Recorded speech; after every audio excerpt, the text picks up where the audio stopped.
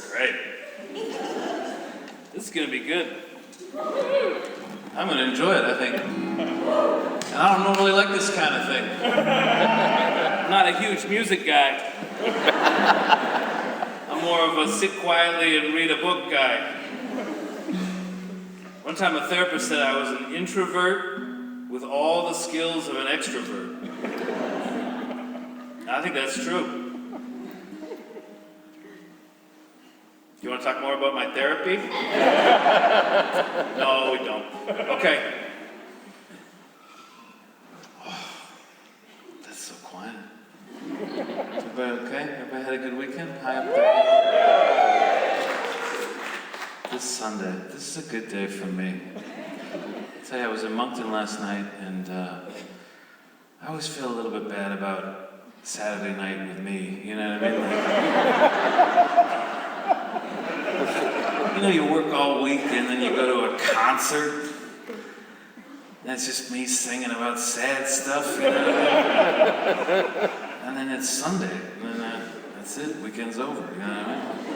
And you think, God, we spent the best night of the week with that sad guy? Why did we do that? Why didn't we go see the Sheepdogs or something like that? Rock and roll, you know?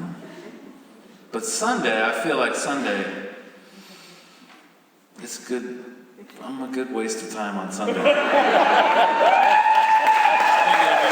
look fine.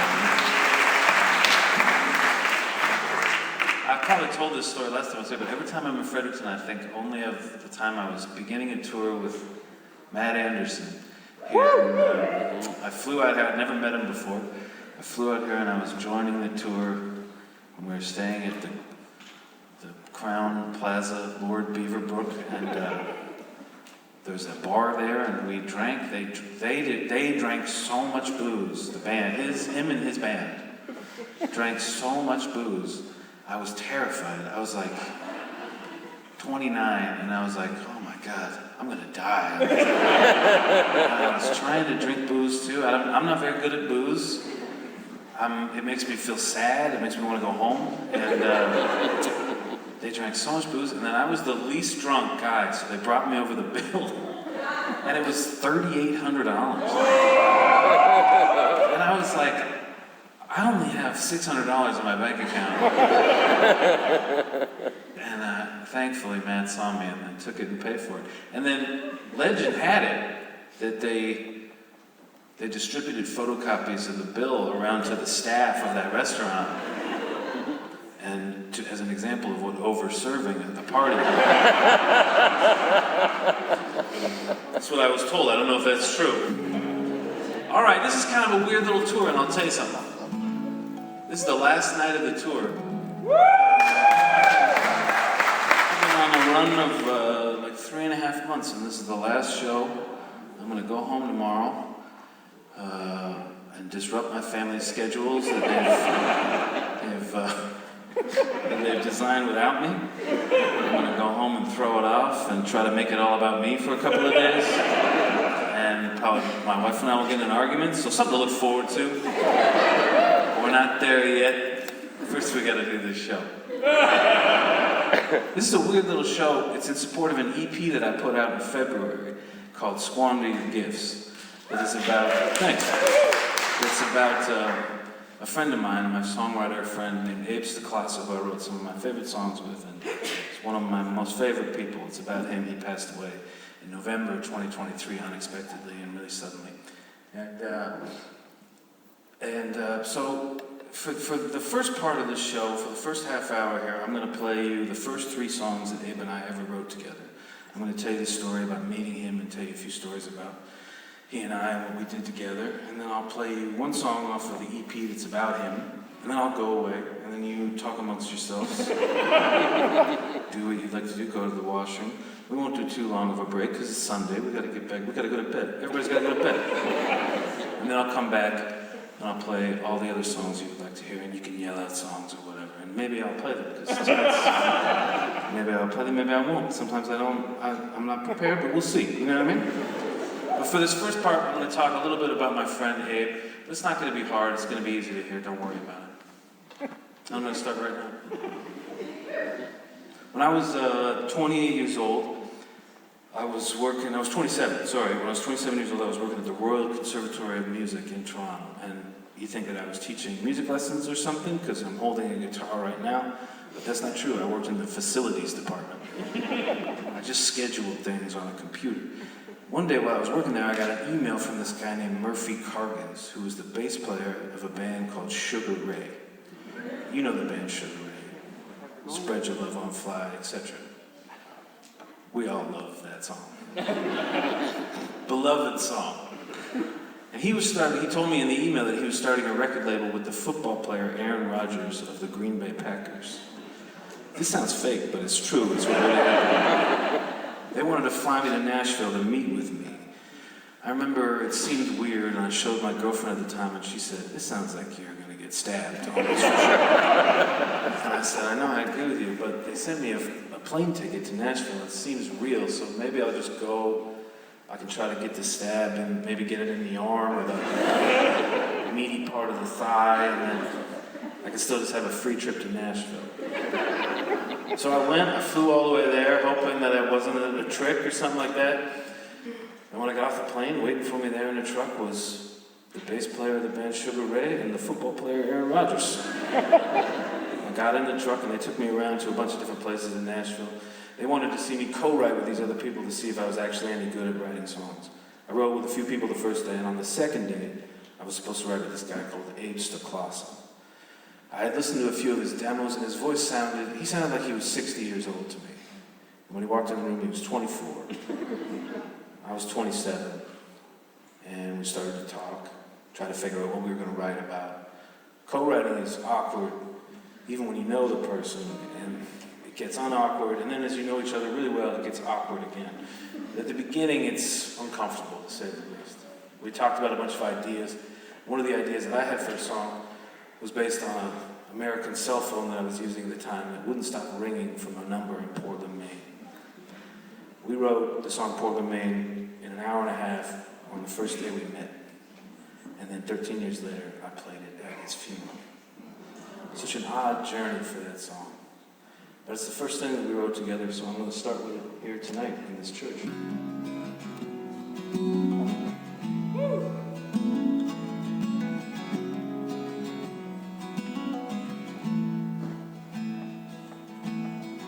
I don't want to be talking on the phone every night. 6 p.m. which time's on yours and mine. Ain't gonna worry where you are, who you with. Let's just agree that this is it.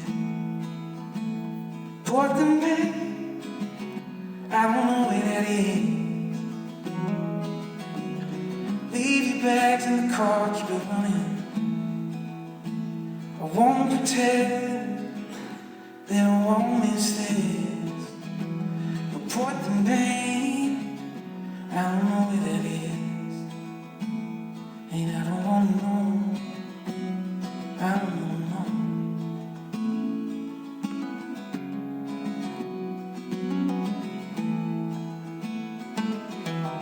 See, I'm just saving us some trouble somewhere down the line. This kind of town you just leave behind. See, you don't know it yet, but you won't come back. I ain't going nowhere, you know that. Portland, Maine, I don't know where that is. Leave your bags in the car, keep it running. I won't pretend that I won't miss this. But Portland, Maine, I don't know where that is. And you can go ahead and hate me, that's just fine. It doesn't matter either way, I'm right.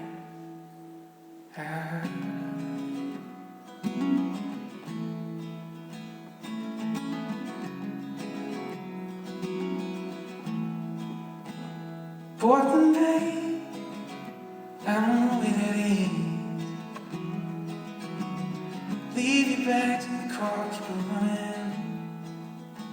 I pretend they don't want this. Important pain, I don't know who that is. Important pain, I don't know who that is. And I don't wanna know. I don't wanna know. I don't wanna know.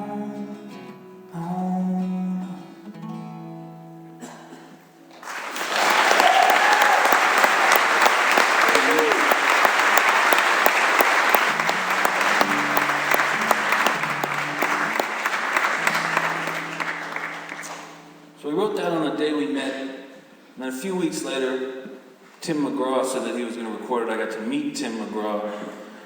He's got the most muscular legs I've ever seen in my life. And they go up so high on his body. They're the longest legs I've ever seen on a guy. And it makes you wonder where his hips are, where the rest of his anatomy is. It's like, it's confusing. For a bunch of different reasons when you meet him. So we were having some success. The first thing we wrote together got recorded by a famous guy with beautiful long legs. So we were friends, you know. We became really close. I was flying to Nashville for a week out of every month back then. I was living in a Days Inn with a guitar-shaped pool, and it had bed bugs, pretty bad bed bugs. And but I would keep my suitcase in the tub, and then I would bring my own blankets. It was a pretty good strategy.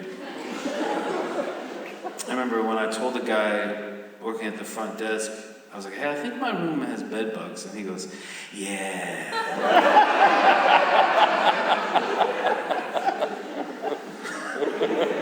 Which is like not only like, oh, wow, but also like, nobody's doing anything about it. But it was $109, which is a good deal, you know what I mean? I couldn't pass it up. Abe came over to my hotel to write this song, and then he saw a bed bug, and we had to leave. He was a weird guy. He had lots of different mental health things and lots of peculiar behaviors. One of his things is he didn't like being in public very much. He didn't like crowded spaces. So he didn't want to go to the publishing houses where there wasn't any bed bugs, and there was free coffee machines, and it was actually quite nice. We never went there. Instead, he was like, well, let's go to my apartment. And he didn't want to take me to his apartment, but it was a last resort. And when we got there, I saw why he didn't want to go there. It was pretty rough. It's just one room and a bathroom off of Music Row, kind of looked like a little motel. And when I got there, I said, I'm going to use the bathroom. Can I use the bathroom? And he goes, what are you going to do in there? And I said, I was thinking of going pee. And then he held up the toilet seat and he went, I'm just making sure you don't need this. Because the toilet seat had fallen off the toilet and he was using it for something in the living room. And then taking it in there just when he needed it. So that's how he was living at the time. We wrote this song there that day, and eventually it got recorded by a guy called Logan Mize, who's a country star from Kansas.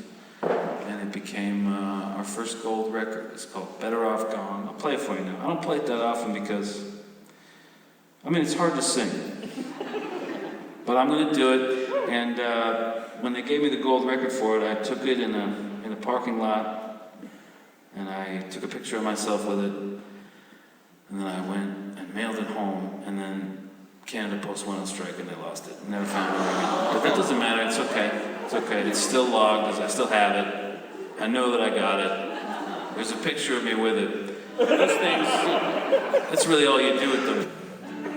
You just take a picture of it and post it on Facebook and you see all your high school friends see it. And you go, see Megan? Maybe you should have thought. Maybe you should have taken a chance on me, Megan. You could have been with a guy who's got a gold record in the parking lot. He doesn't physically have it anymore, but he did it one time.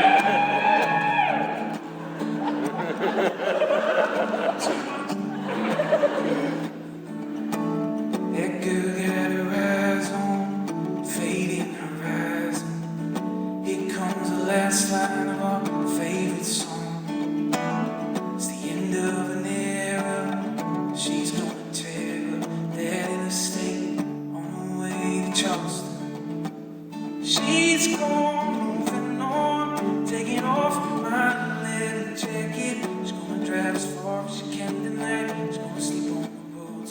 She'll know when our hometown country station turns to static. She ain't ever been there far from home, but I know she's better off.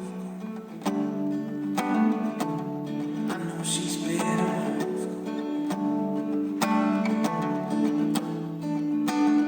We all knew that she was too good for Kansas. She swears we'll end up together in the end, but she wouldn't have to say that if she really thought that. Fact is, she ain't coming back again. She's gone, moving on, taking off my leather jacket. She's gonna drive as far as she can tonight. She's gonna sleep on the roadside. She'll know when our hometown country station turns to static. She ain't ever been there far from home, but I know she's better off. Only good thing I ever had, just up and gone away like that. I love her enough to not hold on. It's gonna break my heart, but I'll get along, 'cause she's better off.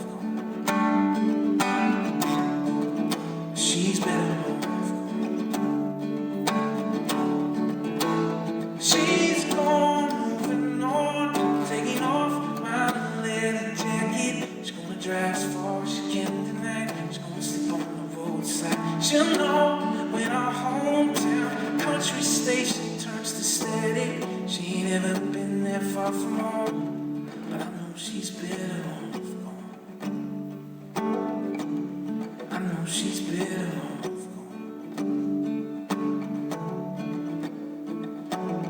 Better off, better off gone. Better off, better off gone. Better off, better off gone. I know she's better off gone.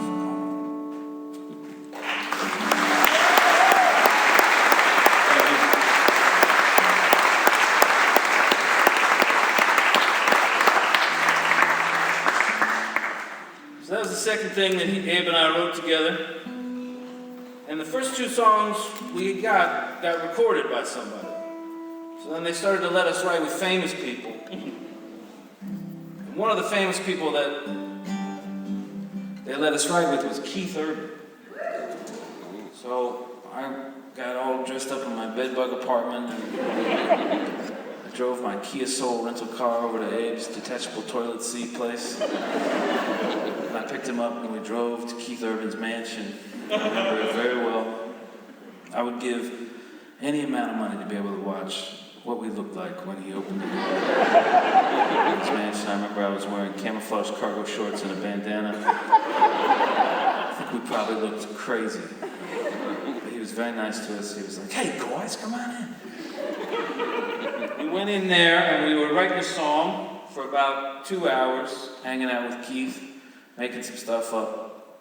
And then around lunchtime, somebody's coming down the hallway, and we're looking at each other, and they come around the corner into the room, and it's Nicole Kidman. Abe and I, we weren't emotionally prepared to see Nicole Kidman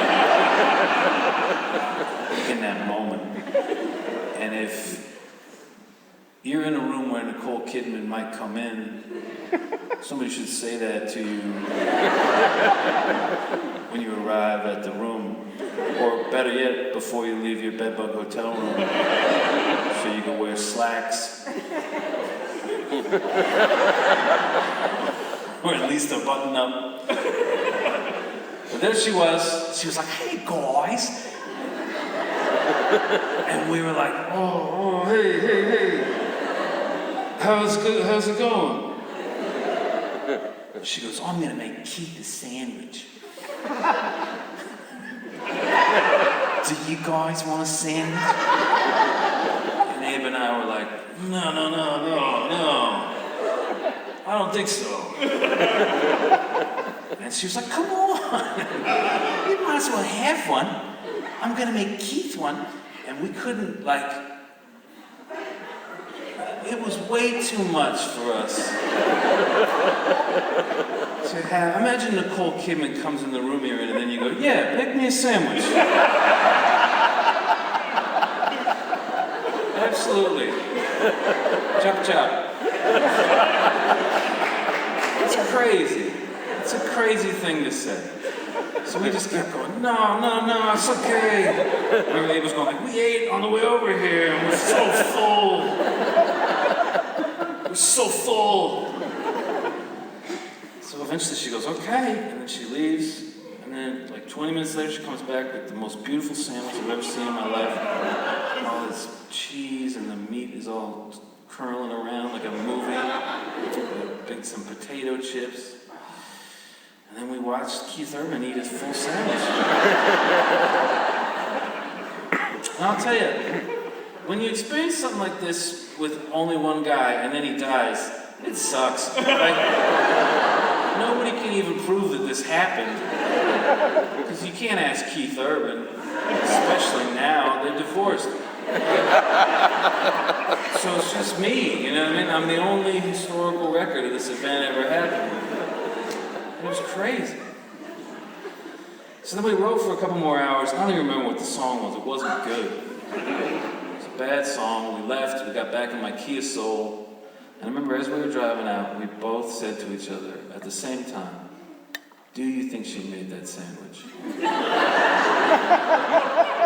Because, one, it was so beautiful. And two, like, she was married to Tom Cruise. Like, does she make a sandwich?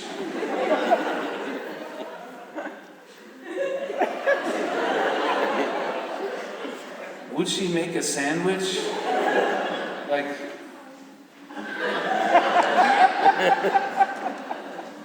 it's sort of unfathomable. So we went back to Abe's apartment. And we watched Far and Away on Netflix, the whole movie. We just wanted to see her again, think about it. Not in any like creepy way or anything, but just like it was crazy. We couldn't even believe it. You know? She's like a little angel. She looks so anyway. You know, I mean, she's beautiful. And then after we watched Far and Away, we wrote this song because we were upset we didn't get a Keith Urban song. This is based on an idea that I had from the show Mad Men. It has nothing to do with Nicole Kidman at all. It's a song called Beginning of Things that eventually was recorded by a country artist called Charlie Worsham, who does a wonderful version of it. And Abe was so good at singing this song too. And I'll tell you, I was never good at singing this song, but it was Abe's favorite one that we wrote, and it was the third thing we ever wrote together, so I'm going to play it right now.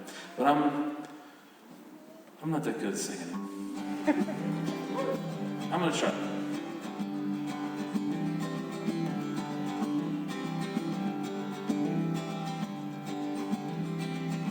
He was born William, but he goes by Bill. And he's had some big dreams, and he has them still. And her name's Samantha, only he calls her Sam. They grew up together right outside Birmingham. And they started building a house. She's still living there now, with a half-painted porch and a rusted gold ring. He only liked the beginning of things. He only liked the beginning of things. Yeah.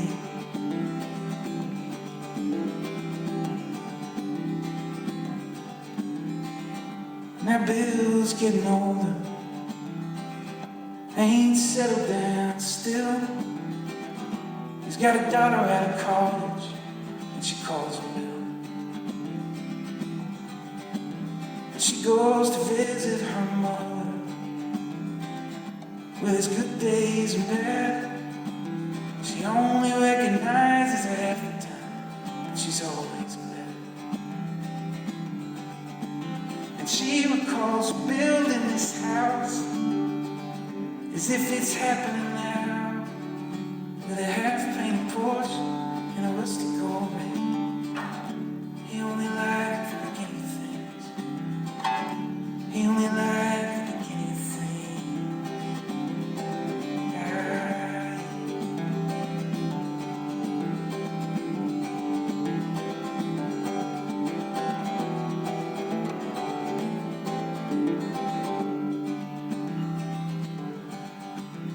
Soon after daughter's last visit, Samantha passes away. The whole family surrounded her just the other day. And he was the third one to get there. Mother, daughter, and Bill. She says, Mother never blamed you, but I always will. He grabbed his coat and his hat. Well, she ain't surprised by it. He's a half-painted porch. He's a rustic old man. He only likes the beginning of things. He only likes the beginning of things. He only likes the beginning of things.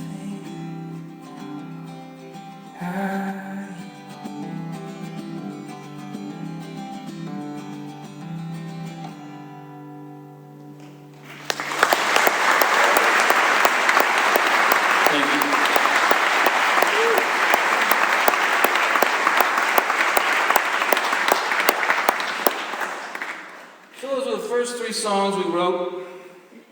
We went on to write a bunch more songs. But as you get to know each other, it gets harder. And every time we wrote, near the end of his life, we'd always just end up in a fight, arguing with each other.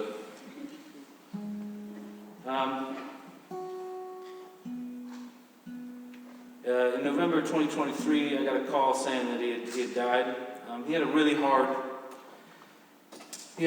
life. He had a childhood where, things happen to you, the worst things that you can imagine happening to a kid happened to him. We didn't talk about it very much. He told me about it every once in a while. None of it is really my story to tell. We never wrote songs about it, but I think about it now. I think about the first three songs that we wrote. Portland, Maine is about a guy realizing that he's not good enough for this person he's in this long-distance relationship with, and that he should let it go to Portland on her own. Better Off Gone is about a high school guy realizing that his girlfriend is better off without him, that she should go. And Beginning of Things is about a father realizing he's not additive to the family, and he steps away and bows out. We're writing about this dream world where men admit to their faults and set you free. And I realize now that we were writing about his childhood the whole time. I miss him a lot. I think about him every day. And I get to sing these songs that we wrote. I feel very lucky.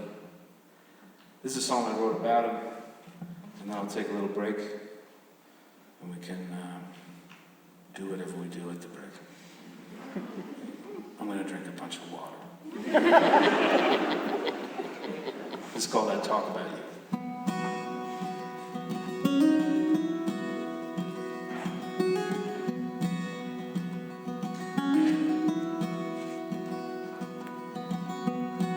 I talk about you to anybody who's gonna listen. Your life made me through, but I gotta go on living. All your pill bottles had two kinds of pills. I talk about you to anybody who's gonna listen.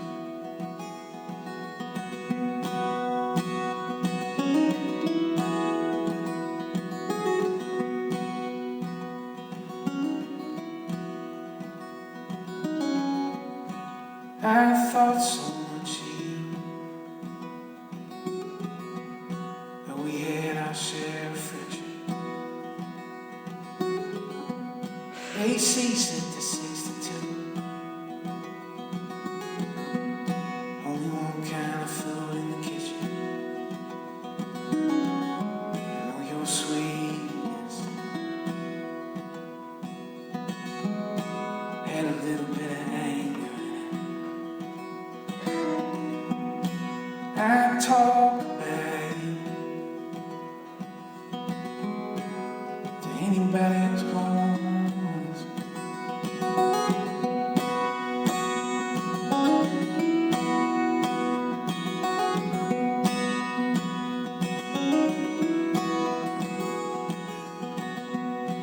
I think that you, both your eyes wide, all alone in your bedroom, about a week before anybody noticed. I did nothing. I never really done a thing for anyone. But I talk about you to anybody who's gonna listen. I talk about you to anybody who's gonna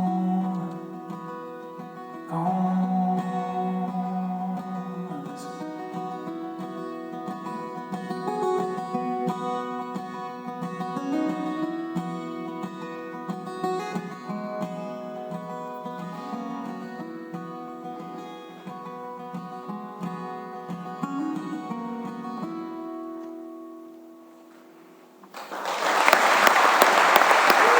Thanks so much. Thanks for listening to talk about my friend. I appreciate it. I'll see you in a few minutes.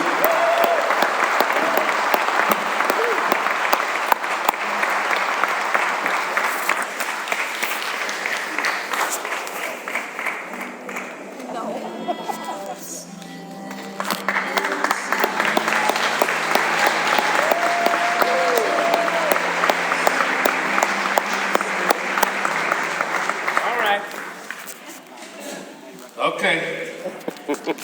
Hope we all enjoyed our break. Hopefully they played some happy music out here, because that's over now. Now it's time for just folk music, exclusively folk music. I'm trying to have a career, get a career going where I can just do talking. We can just hang out. And then maybe later in my career, when I come to town, it'll just be 2 chairs. And me getting interviewed by like Lisa LaFlamme or somebody. We're just talking, you know what I mean? I wrote a book or something. It's called like Long Way to Go or some stupid thing like that. Who cares? It's not important. No one's gonna read it. You buy it for your aunt for Christmas. She won't even read it. Doesn't matter. What's important is that the show is just me and Lisa LaFlamme, you guys, just hanging out. Think about it. It could be big.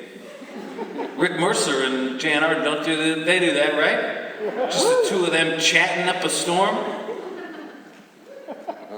Yeah. Nobody's that enthusiastic about it here, I guess. Okay, this won't be the first stop on the tour. But until then, we gotta do the folk music, unfortunately. All right, so let's go, let's get going. Oh, so on this tour, I've been allowing people to ask questions during the show. So if you do have a question, and make it a good question, you can put your hand up and say, yep, yep, and then, let me finish the rules first. I see someone up there, a little bit too excited. You have to say, yep, yep, and then I know that's a question, and not some other emergency happening. Also, I want to say, I was thinking while I was playing the first set, but I didn't want to ruin the vibe. One time I was playing in an old church, opening up for somebody else, and while I was doing that, I'll start playing the songs in a minute, just relax. I know the men get really tense when you don't play the music. Because they're like, we came here for music, what's the deal? So one time I was playing in an old church, and the crowd I kept hearing like a mumbling in the crowd. I was in the middle of the song, and they would go, like, stirring, something was happening. And it kept happening through the whole set, and I finally walked off, and I was like, what was going on? And the stage manager guy goes, a bat kept flying close to your head.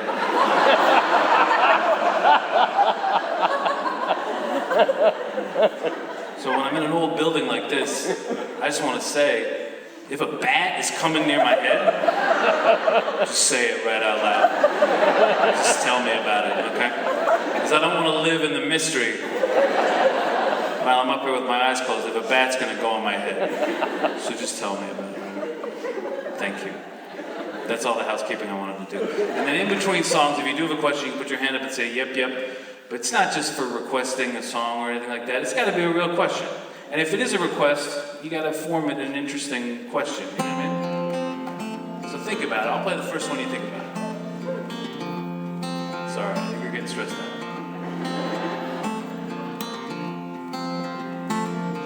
She wakes up in the morning, sleeping in the bed I made, bound to get away, I'd say. I wake up in the morning, thinking of her again. But did I ever make her? Did I ever make her day? You see how I broke my mind in there. Everybody tonight know that. Then I'll talk to the papers, should I drive back south and the problem work itself out. It'll probably work itself out.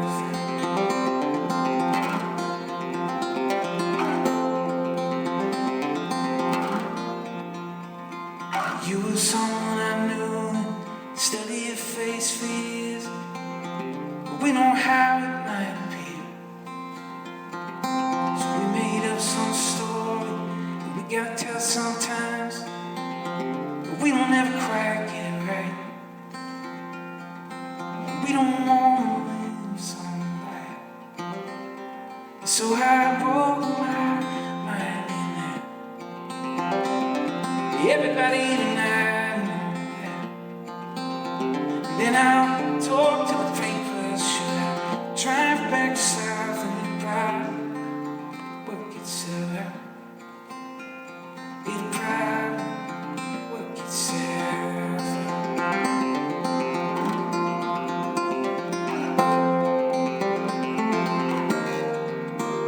Then we'll both catch colds come spring. There ain't no such thing as everything. You got reservations, girl. I got doubts, but it'll probably work itself out.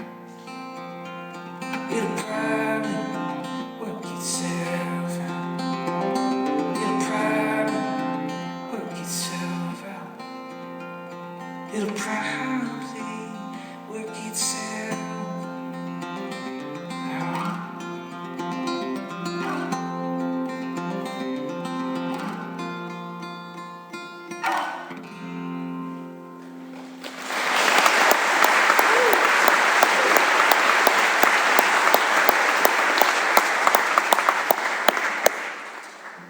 All right, that's the first one.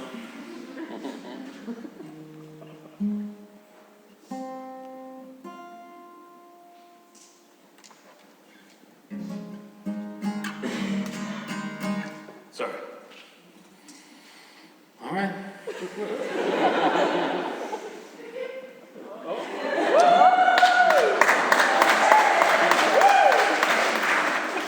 You got applause for just saying it? We gotta see what it is. Okay, please go ahead. So at church, there's wine and bread for communion. If we were to worship, we were all here too. What would be the beverage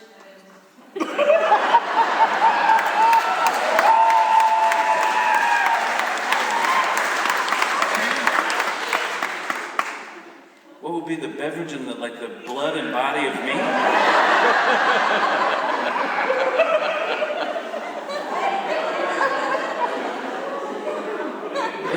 It's the craziest question that I've ever had. Right off the bat. So congratulations on that. First of all, I want to say that I reject the premise of the question. I don't believe that I should be worshipped, but I know what it would be. And I know that my children would say this. It would be Diet Coke and decadent chocolate chip cookies.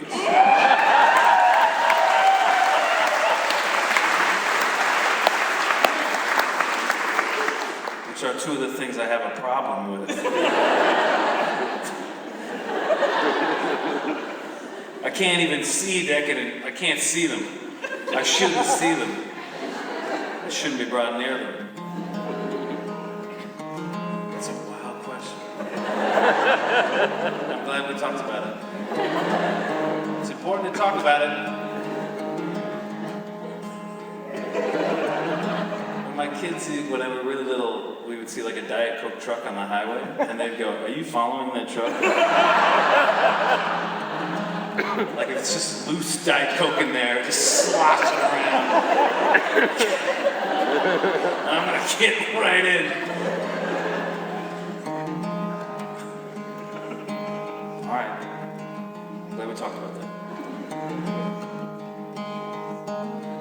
I was okay when you were seeing her.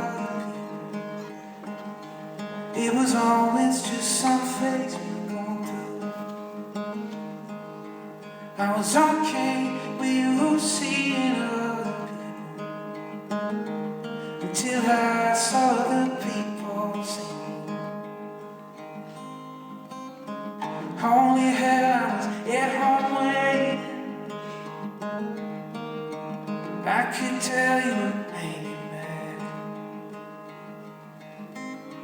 Told myself it was probably nothing. Best to deal with a love like that.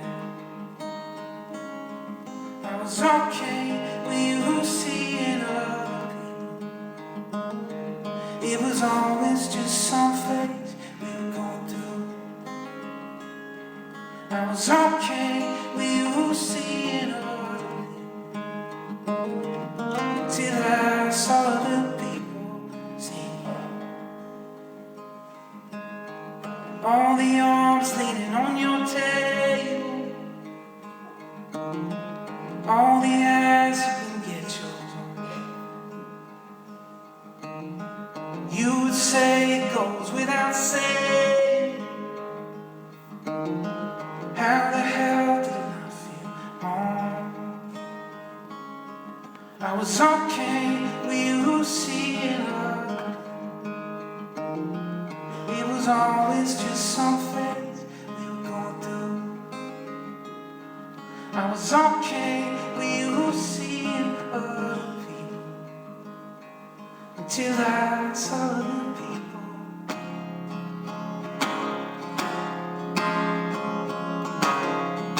Now I walk the streets I play.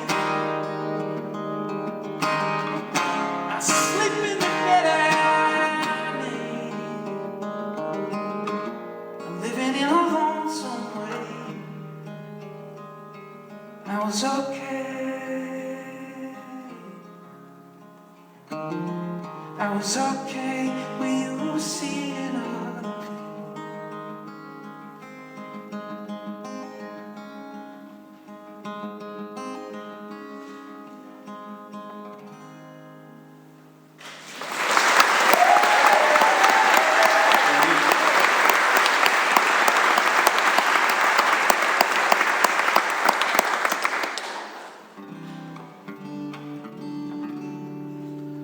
It just occurred to me when I was singing that song right there, at the end I say, I walk the streets I paved, and what I'm singing about, I haven't thought about it in so long. For some reason, while I was singing it, it came to me. What I was talking about when I wrote that was, in the summer of my first year at university, my dad worked at a paving company, and I would hold the slow sign at a construction site for the whole summer, and a girl dumped me, and then I worked on her street, holding the slow sign, like stopping traffic, and her and her mother drove by me, and I had to stop them. And I was wearing a hard hat, and I remember that by some cruel twist of fate, I hadn't put my lunchbox into the place where my lunchbox was supposed to go, So I was wearing like a soft cooler around my neck.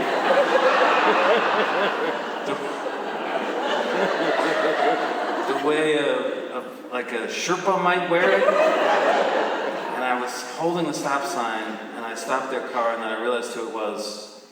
And then I just stood there with my lunchbox around my neck and stayed perfectly still until a signal on the radio came that I could turn the sign around to slow. And it was the most awkward moment of my life. Other than that, it's a good gig, the slow sign. You just stand there. I would just sing whole albums in my head. You just stand there the whole day.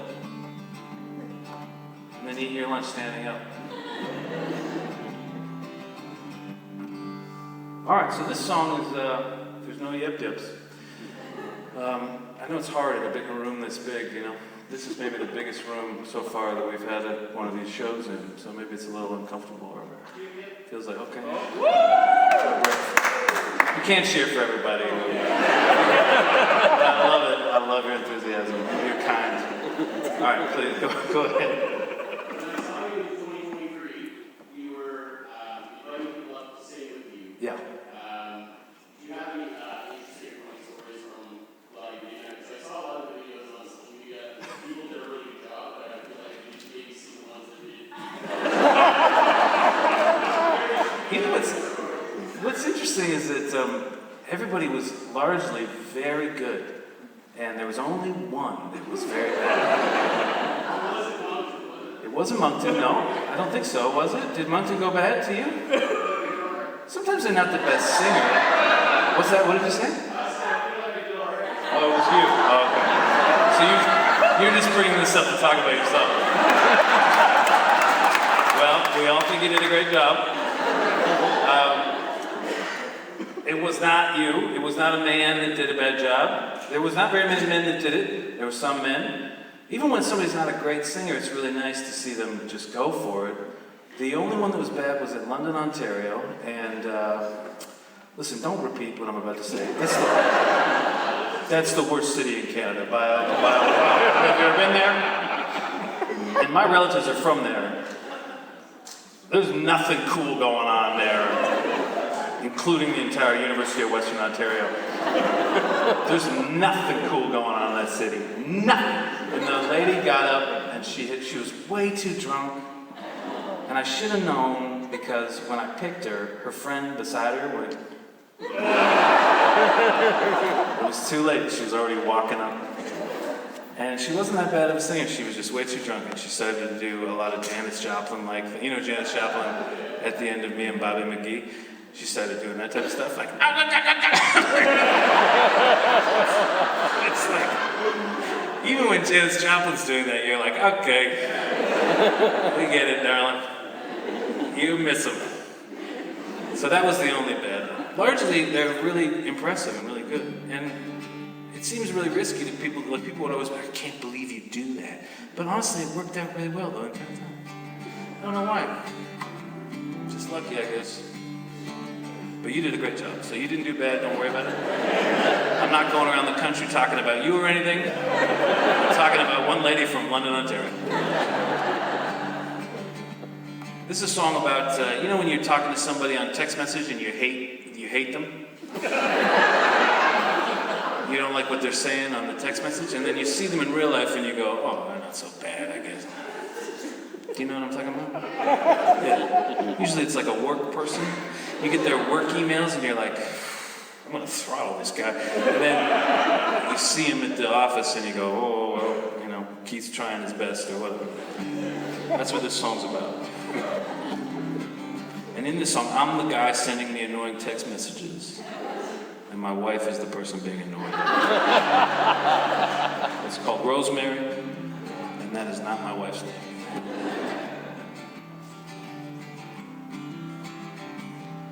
Well then, Rosemary, in your pretty eyes, darling, I am always in the way of what you want. Here this evening, more than just my heart, I arrive with all the trappings of my soul.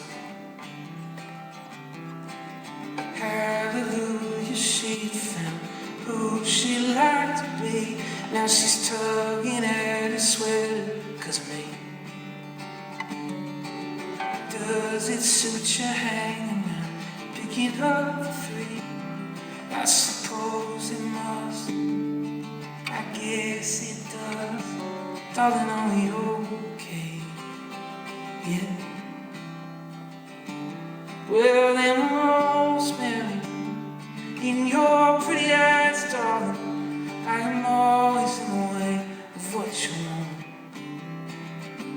Here this evening, with more than just my health, may I arrive with all the trappings of myself.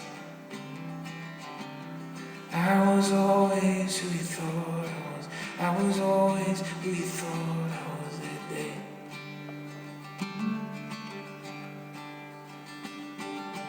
Stacking up flatbed, mixing up drinks.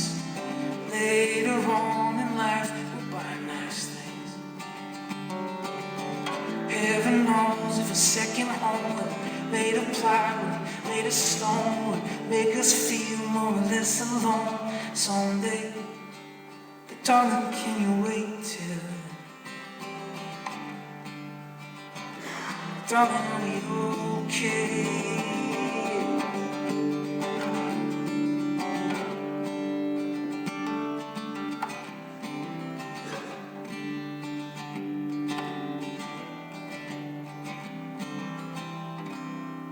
Well then, Rosemary, in your pretty eyes, darling, I am always in the way of what you're wanting.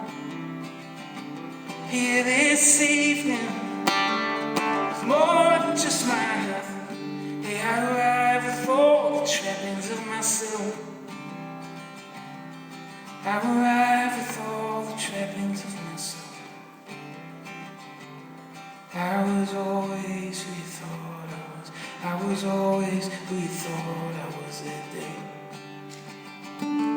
I was always who you thought I was. I was always who you thought I was that day.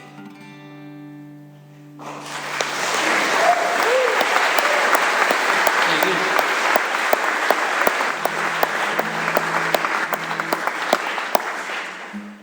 All right. I'll tell you, you really notice your religious imagery in your songs when you're in a church. As they say hallelujah in that song, and it never occurs to me until you're right here and you're really churching it up. You're at the front of a church. Must look pretty cool. Does it look cool? I wish I did church. Oh yeah? That was a little bit quiet, but I'll accept it. Okay, try again. Anyway,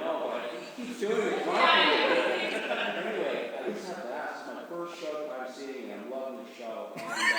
But the question is two things. Yeah. That, we talk about this being the end of the force sort of thing, Yeah. and your relationship with your friends and the songwriter. It's very interesting then to think first, what was the, I guess, what was your favorite thing about? And then secondly, what was the silliest argument you guys had? That's a good question. He asked me what was my favorite thing about my friend Abe, who passed away, and what was the silliest argument we ever got into. We fought for about a decade about the bridge of a song.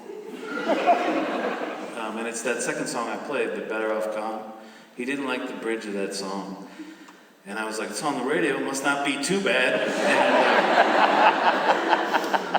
And we had long arguments about that. He was a very stubborn person. The thing I loved about him, he was like the most generous person. He was so generous. He would people, they had this weird gargoyle sculpture. He's a long story about him.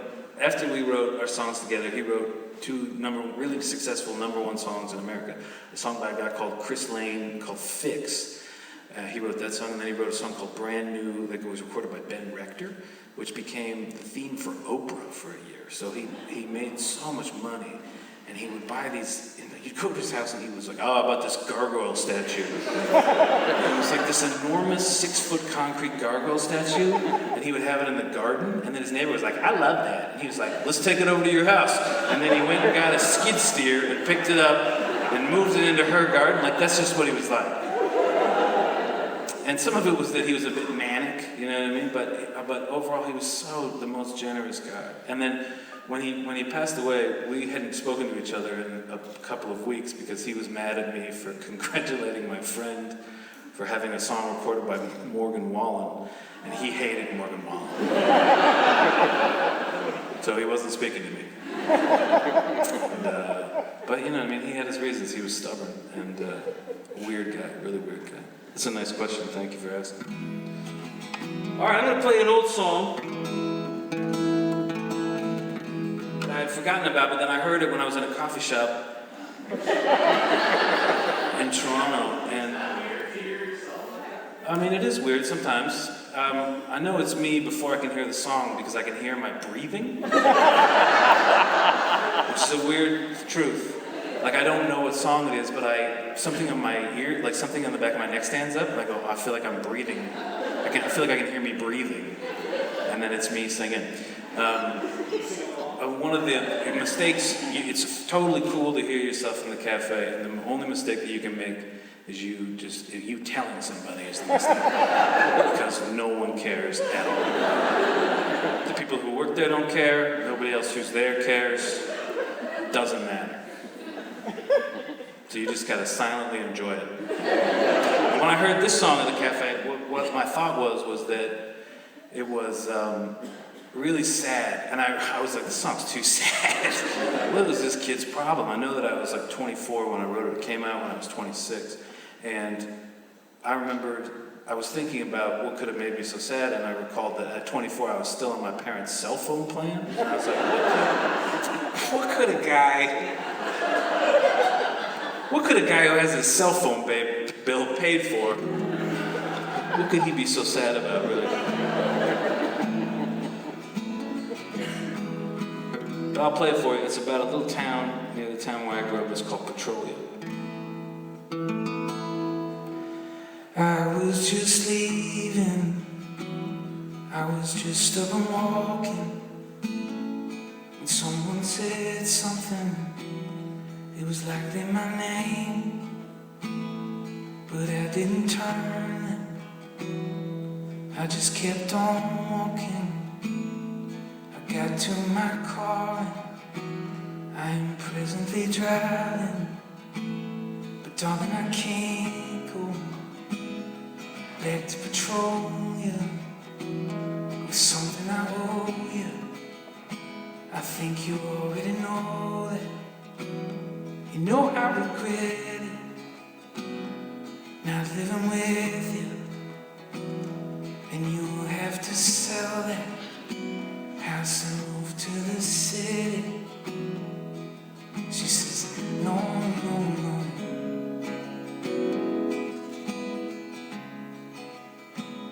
Well, there's this cop in London, he's got it in for me. I've known him since high school, he thinks we're still 19. I can't live nowhere where you might run into me, 'cause I think it's likely that you'll make some big scene. So darling, I can't go back to Petrolia with something I owe you. I think you already know that. You know that I love you. I just cannot live with you. You have to sell the house and move to the city. She says, no, no, no. Out of all the places I could run, longest destination, number one. I'll deny it all, little moon. Yeah, I've done it, but I don't know what I've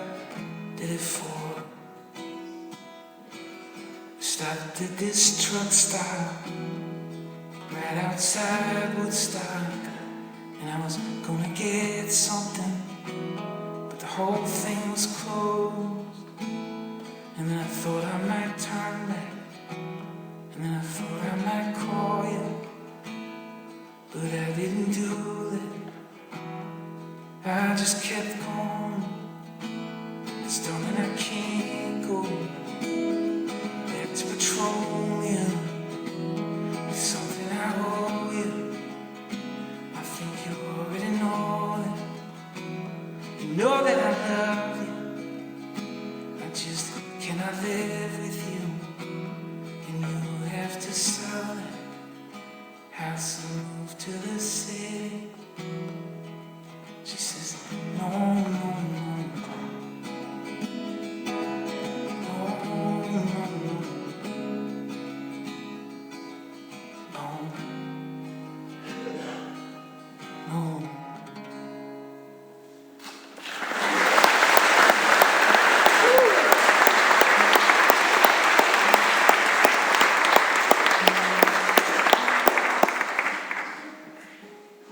All right. Yeah, please.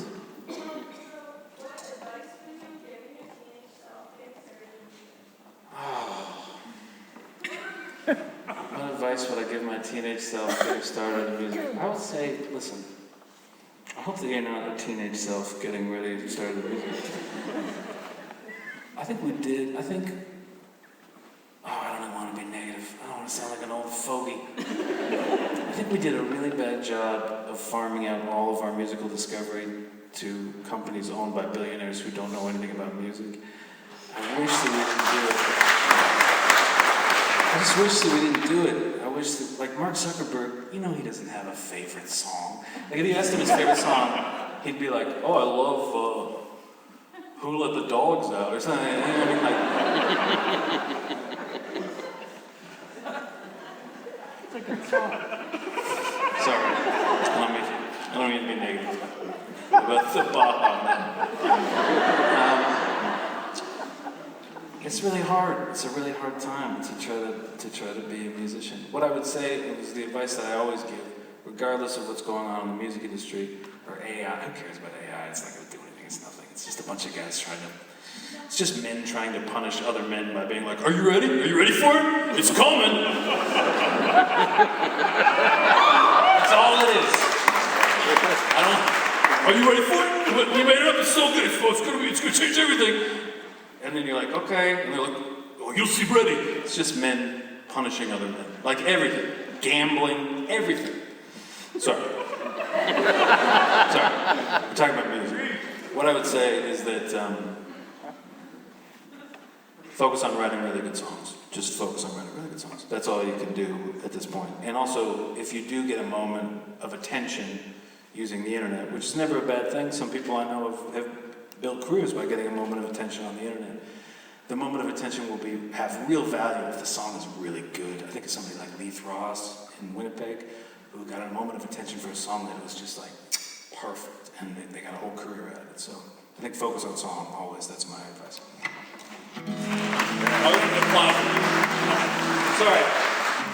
Sorry, I complained about AI during that too. Remember e-books? Remember they were like, that's it for books. Men were like, that's it for books.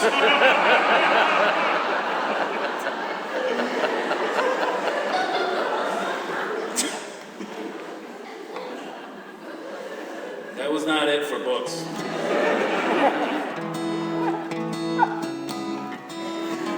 All right, this is a song, some of your songwriters, you're a songwriter, there's probably more songwriters than the others. People who like my music are songwriters or people that do scrapbooks, right?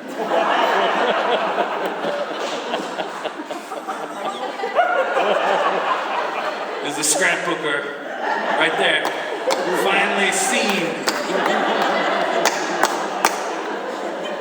Scrapbooks!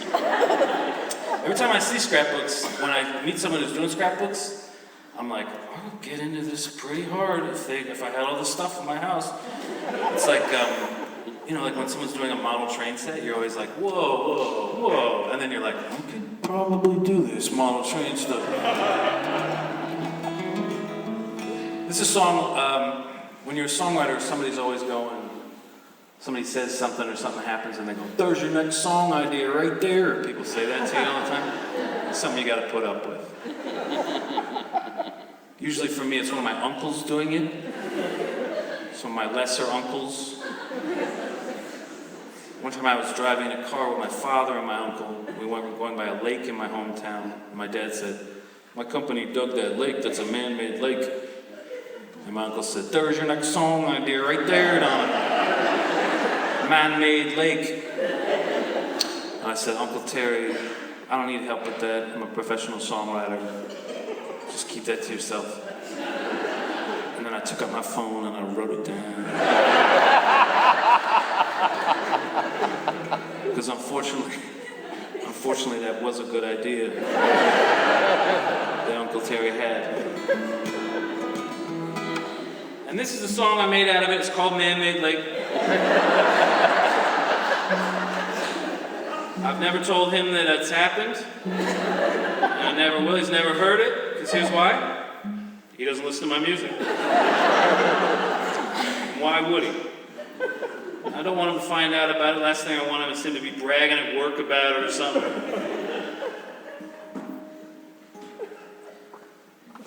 So here it is.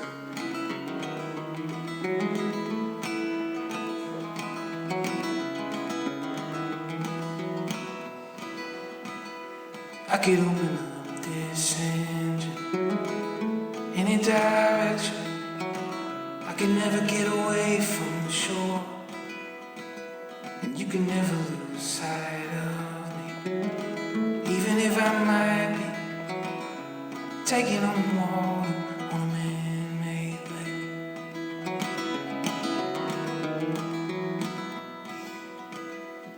I used to lie in bed, still feel the motion, only a stone's throw away.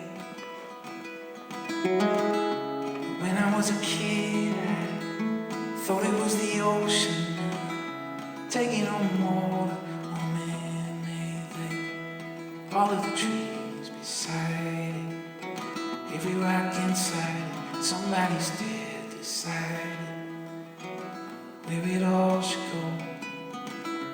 When I was a kid, I thought it was the ocean, taking on water on a man-made lake.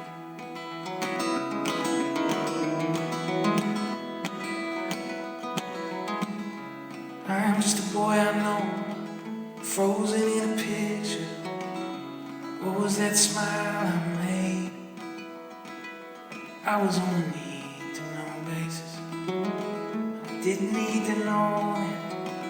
I didn't even know it was a man-made lake. I remember you so clearly, driving home from parties. People never said shit in those days. I'm laying in the back seat staring at the headlights glaring, moving the opposite way. I am completely safe. Hey. Hey.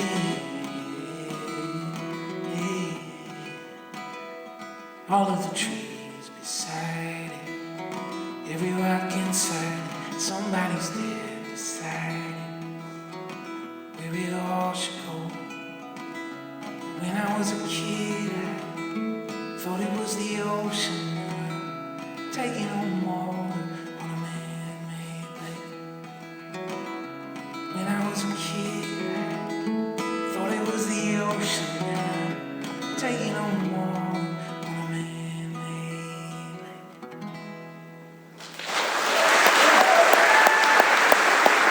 Thank you.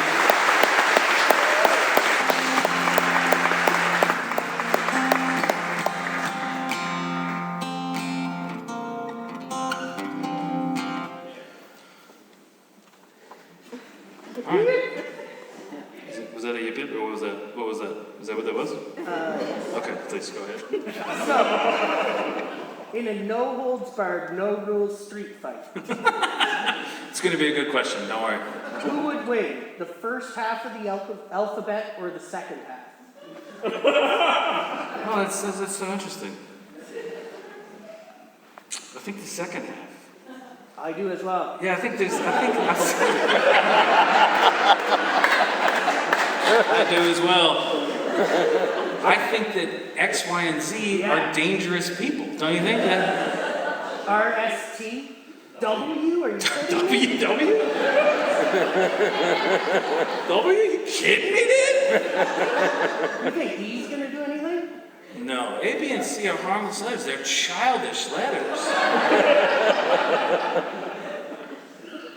Oh, that's a great question. In a fair fight, maybe the first half. Yeah, I like that. Maybe you didn't hear the question. It was who would win in a fight, the first half of the alphabet or the second half of the alphabet? I smell a new song.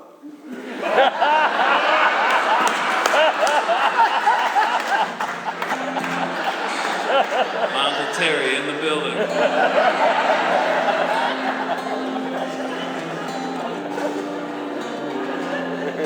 It's always like, they always say it, now not to center you out, but they always say it about a thing, it's like, does that sound like one of my songs to you? Like, you can have that idea. I'm excited to hear it. The new song is That's Your New Song. Oh, I don't want that to be the idea either, no. Okay, no more ideas for me for songs. I'll do it, I'm doing fine. Weirdest questions ever tonight here, guys, I'll tell you. Weirdest questions of any city on the tour. Wrapping it up weird, I like it. You know what Moncton said about you guys? Do you want to know what Moncton said about you guys last night? Do you guys hate Moncton? I love when the city hates another city. I find it to be so, I just love it.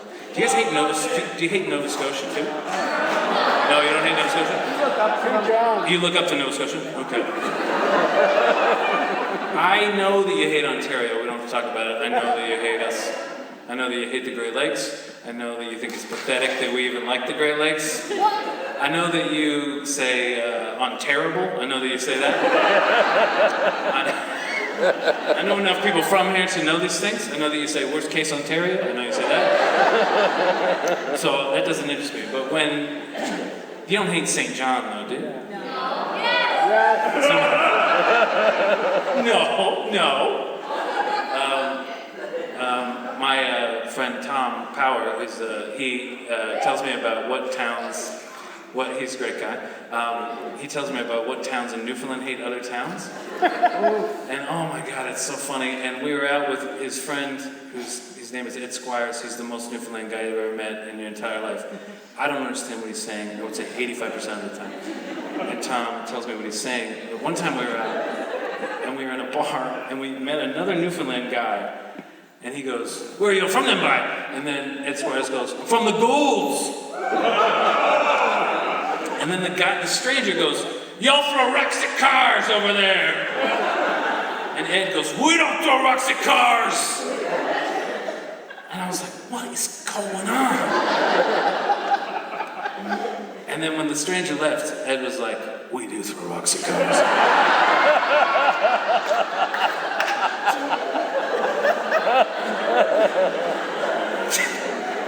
Which was about, apparently it's on the way into St. John's. And sometimes when they were teenagers, just to mess with the townies, they would throw rocks at the cars going into St. John's. Anyway, so you don't do that to Moncton, do you? Here's what Moncton said about it. They said, careful in Fredericton, they're a little bit formal down there.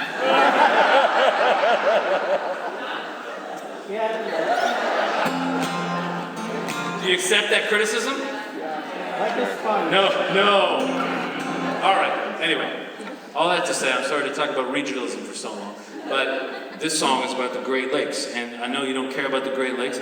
It's about the Great Lakes and it's about getting married. So just pretend for 3 minutes like you give a crap about the Great Lakes at all. For me, because it's really all we got down there. We got nothing else going on. We got a lot of Best Buys. Somebody's mad about Superior. It's not just called Superior, she thinks that it's superior. I mean, in the context of the way that lake is named, let's not get into it, but It's named after the French Superior, which meant northern. It's because it's the most northerly lake. That's why it's named that. Anyway, it's not even superior at all. But I ranked the Great Lakes. I raked the Grant Lakes. I ranked the Great Lakes every year for charity. And you've maybe seen the t-shirt out there. And that t-shirt's on sale. It's $20 now because the new Great Lakes ranking, that's out of date, unfortunately. The new Great Lakes ranking has been released and a lot has changed. And that's what this song's about.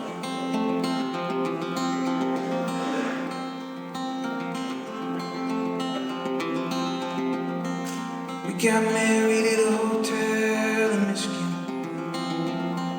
I didn't think it was something I was going to do again. Nobody ever said it was my second one. Nobody said it wasn't.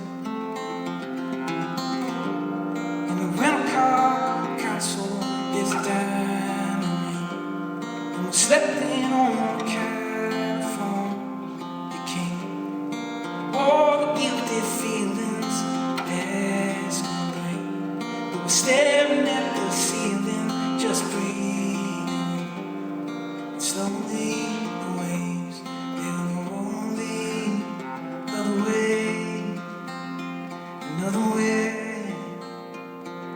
Someday I wanna be another way, another way, another way. Someday I wanna be another way, another way.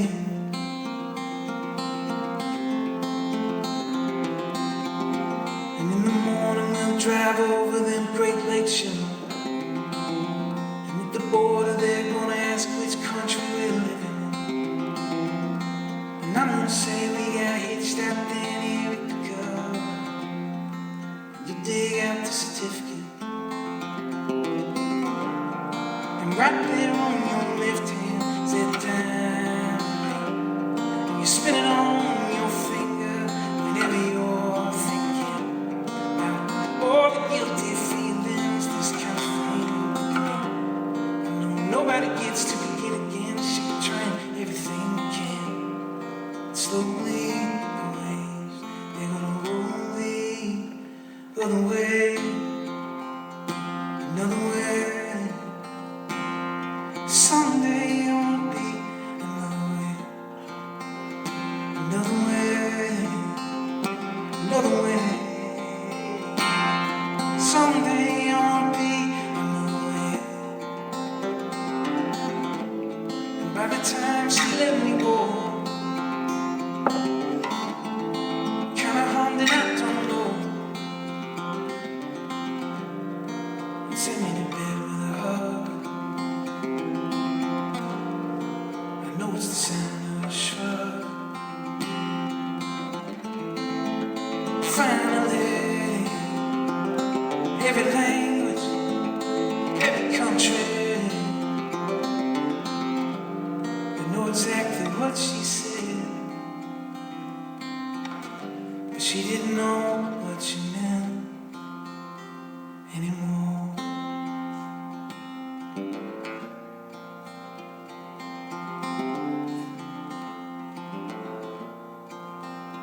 Another way, another way. Someday I wanna be another way. We got married at a hotel. I didn't think it was something I was gonna do again. No.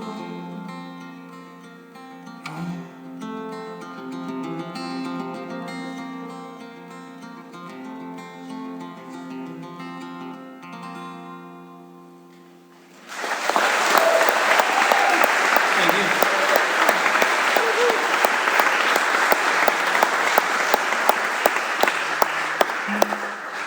All right. Was that one? Okay. Yes. Okay, please go ahead. What's your new favorite Great Lakes guy? It's not Huron. Oh, Huron's still number one. Okay. It goes Huron, Michigan, Superior, Ontario, Erie. Okay. Why not so tall? That's not a Great Lake. It's great, but it's not one of the Great Lakes. Lake Simcoe.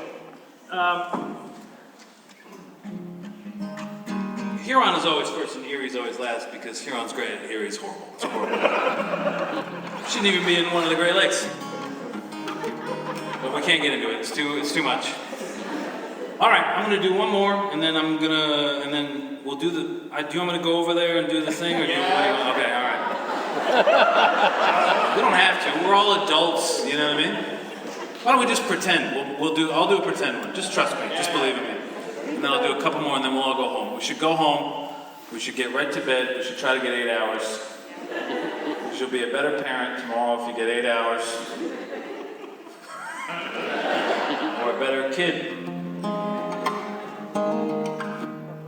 This is a song, I write songs for other people.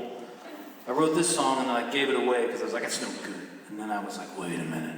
I want that back. So I called the guy and I said, I'm going to record it too. And he said, why don't you sing the second verse of mine? You can feature on mine. And I said, okay. So I sang the second verse of his song, and that became a gold record. And then they gave it to me in a parking lot. It was my 7th gold record. And I only say that, not to brag, but to say my wife has an ex-boyfriend who has 4 gold records, and now I have 7.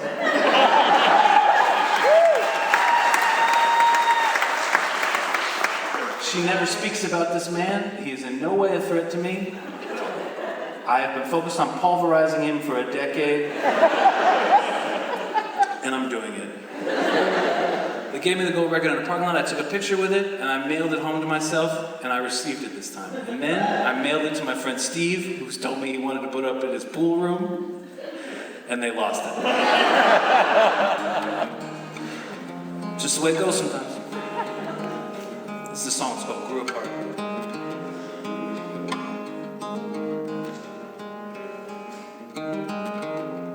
I don't tell them about the things you said.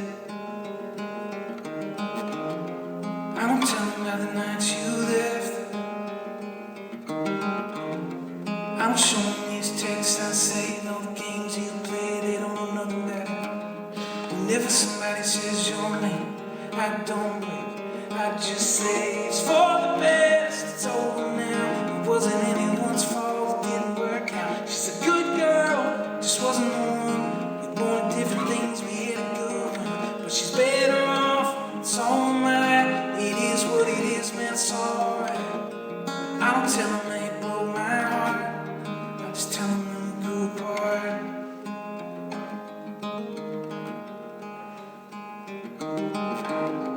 I could tell them they came in late. I could tell them they looked me in the eye, told that lie with a straight face. I don't know why I don't, but maybe I hope it ain't really over. What's that to say about me? Am I that weak? Cause I just keep saying it's for the best, it's over now. Wasn't anyone's fault, didn't work out. She's a good girl, just wasn't the one. Wanted different things, we had a good one. But she's better off, it's all mine. It is what it is, man, it's alright. I don't tell them they broke my heart, I just tell them that we grew apart. I swear that I've been trying something I can't deny. Though you know I felt it calling, I felt it calling.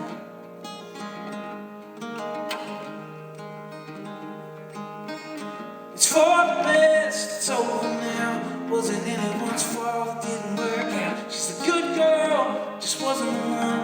We wanted different things, we had a good. She's better off, it's all mine. It is what it is, man, it's alright. I don't tell them they broke my heart, I don't tell them they broke my heart. I just tell them that we grew apart. I just tell them that we grew apart.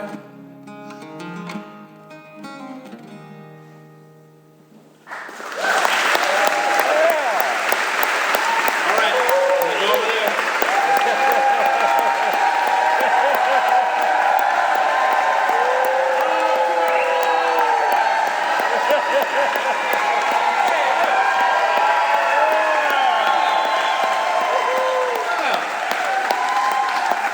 Are you kidding me? I was not expecting that. Wow, thank you so much, Fred. I appreciate it. This, okay, yep. I mean, feels a little bit like the question portion's over, but it's okay. What is it? What's your third guitar? You play with it? That guitar right there? Yeah. Forget that guitar. I'll tell you, I normally, there's a song on the set that I normally play with, but somebody asked me to play another one of the songs that I played tonight, so I played that instead, and I didn't play the song that I normally play on that guitar. What are we missing out on? Oh, you guys. You're not missing out on anything. I mean, do you want me to play it? Yes. Freaking play it.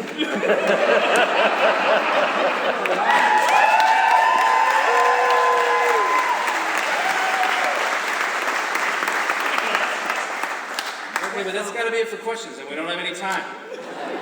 That's it for questions. You need your gold records card.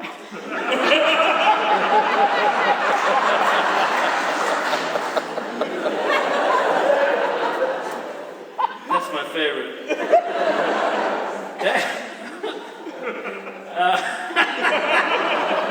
I'll tell you why.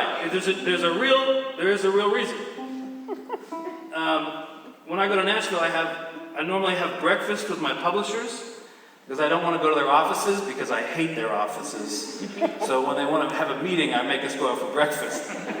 Because there's a breakfast place I like in Nashville. And oftentimes you see Jack White there. And Jack White is there talking to his teenage kids, and you can tell that they think he's a loser. It's actually one of the most interesting things I've ever seen in real life. You can go to this restaurant too, it's called Fenwick's 300. Jack White is there more often than not, talking to his teenage kids. And they believe that he is a loser. Anyway, so I have a breakfast with my publishers, and then they will bring along the gold record, and then they'll give it to me. Afterwards, we'll take a picture with it in the parking lot of the restaurant. So that's why. It's really fun. Why do you keep getting your gold records in parking lots?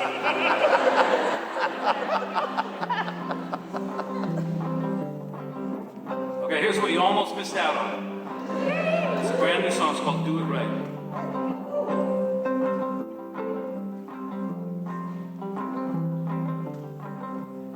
Go on and call your friends and sweethearts, darling. I don't hear you like I did. All the kinship I believed in, darling, I was always equipped, and I could carry it all, or live a private life. I could always do the things you like. I love you, I love you, I love you, I don't do it right. No.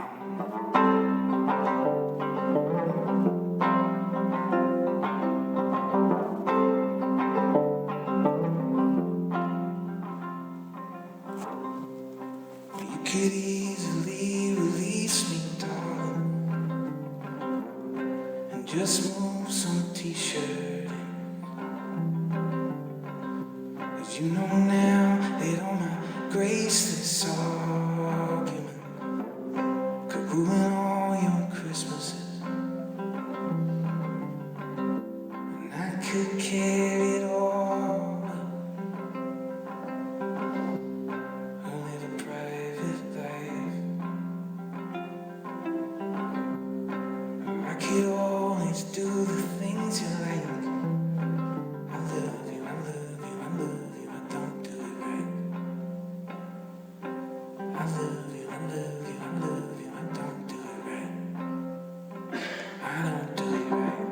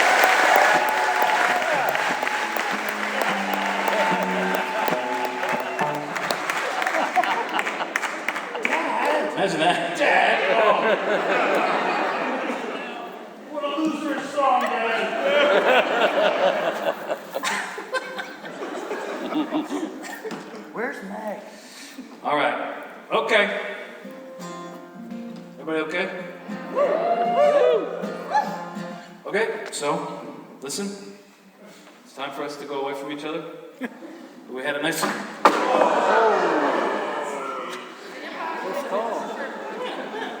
That's a good sign that I should end this tour. I was trying to very, sneakily look at my phone to make sure I was on time. And it didn't go very well. Oh, we're on time. Okay, listen. What I wanted to say before my guitar fell out my body was, thanks for coming. Thank you very much for coming. I appreciate you very much.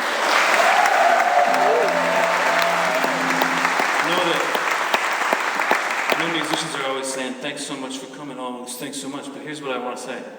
From the heart, I understand that my music is not the most rip-roaring good time. And the idea that I can go around the country and get a group of people that want to come out and make jokes about this type of stuff and have a fun time and listen to these emotional kind of ruminative songs really means a lot to me, and I'm always just floored by how lucky I am. So I appreciate you coming out and listening tonight. I really do.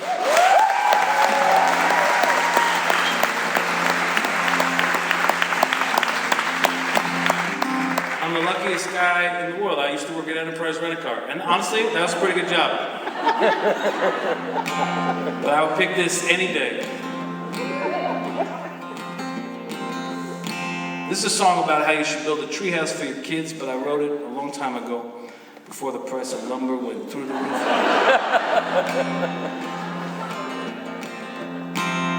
You don't have to build them a treehouse. There's probably a treehouse ad. Just get that.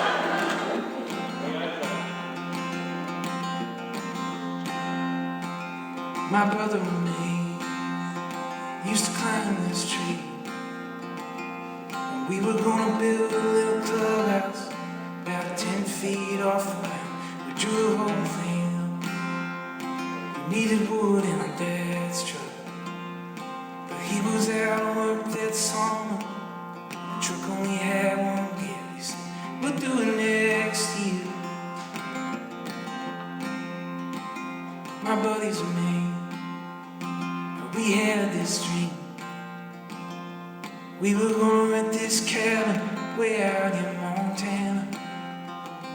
And we were gonna fish. We had the date all picked. And my old man got sick. The plan kinda disappeared. But we'll do it next year. Another day down, another week gone. You're always just talking about tomorrow. Can't beg, steal, borrow, or make time. So you make plans and hope for the best. Life moves on so damn fast. Another 12 months flies on by. You're still here, but it's never quite next year. My little boy and me, we were out to eat. He said, I can't wait till next year.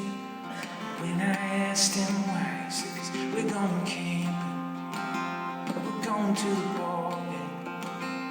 We'll do all them other things you said we'd do next year. So when is next year? Another day down, another week gone. You're always just talking about tomorrow. You can't beg, steal, borrow, or make time. Make plans and hope for the best. Life moves on so damn fast. Another 12 months flies on by. You're still here, but it's never quite next year. No, it's never quite next year.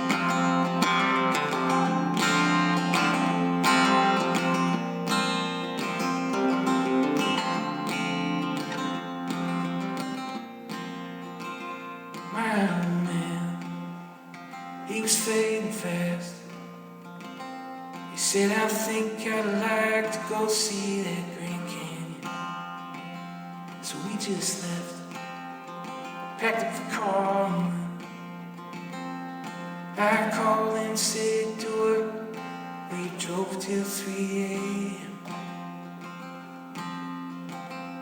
There ain't no next year. Another day down.